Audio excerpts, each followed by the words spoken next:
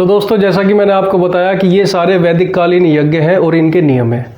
आज मैं आपको एक ऐसा यज्ञ भी बताऊंगा जिसको करने के बाद शराब का सेवन किया जाता था। कई बार पेपरों में आ चुका है इन यज्ञों के बारे में, लेकिन हमें आज तक नहीं पता कि इनमें क्या क्या काम होते हैं।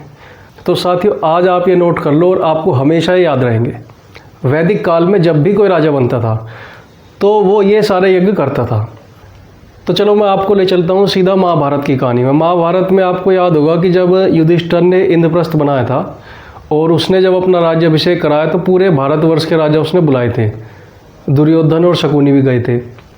तो उसमें हम देखते हैं कि रात को खाने वाने के बाद सबने पासे का खेल खेला था, लूडो। तो युधिष्ठिर के जीतने के बाद फिर शकुनी उसे कहता है कि अब आप हस्तिनापुर आओ, वहाँ खेलेंगे पासे का खेल तसल्ली से। तो युधिष्ठिर भी इस कॉन्फिडेंस में चला जाता है हस्तिनापुर के, मुझे पासे का खेल बड़ी अच्छी तरह से मालूम है और मैं बड़ा उस्ताद हूँ। उसके बाद की सारी कहानी आप जानते ही, हस्तिनापुर जाने के बाद में क्या हुआ। तो राज्याभिषेक करने के बाद में जो सबसे पहला यज्ञ होता था वो था राजसूय यज्ञ। और राजसूय यज्ञ का जो नियम था वो था पासे का खेल। पासे का खेल, पासे का खेल खेलते थे इस यज्ञ को करने के बाद, और राजा को इसमें जितवाया जाता था। ये इसका नियम था।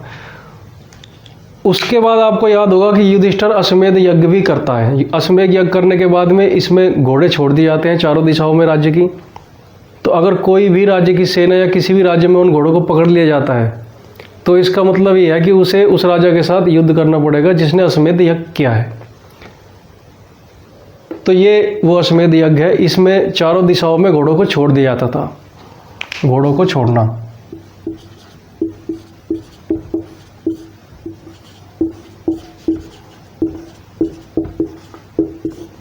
एक हवन होगा, एक यज्ञ होगा, उसके बाद घोड़े राज्य की चारों दिशाओं में छोड़ दिए जाएंगे। जहाँ जहाँ तक वो जाएंगे वो सारा राज्य उस राजा का होगा। लेकिन ये हर किसी के बस की बात नहीं है। ये बहुत बड़े बड़े राजा ही इस यज्ञ को करते थे, जैसे पुष्यमित्र, शुंग, शतकर्णी, चंद्रगुप्त, विक्रमादित्य, समुद्रगुप्त, हर्षवर्धन। और उसके बाद आप औरंगजेब के समय तक भी इस यज्ञ का प्रचलन रहा। जब अपनी राजधानी आमेर से जयपुर लाया तो उसने भी अश्वमेध यज्ञ किया था। तो ये बड़े बड़े राजा करते थे, हर किसी के बस की बात नहीं। तीसरा यज्ञ था वाजपेय यज्ञ।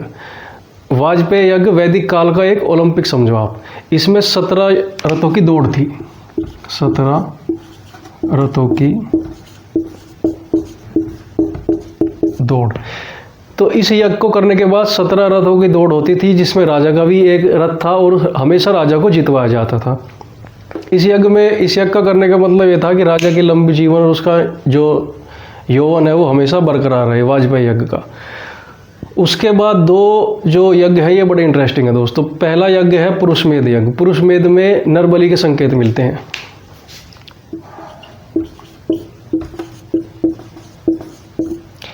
ये यज्ञ भी राजा की लंबी उम्र की कामना की जाती थी और इसमें नरबलि दी जाती थी।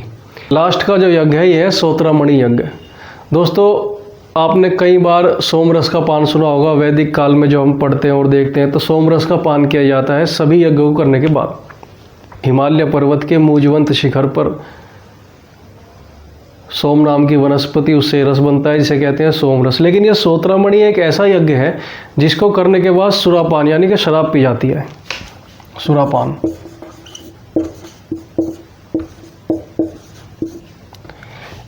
इन सारे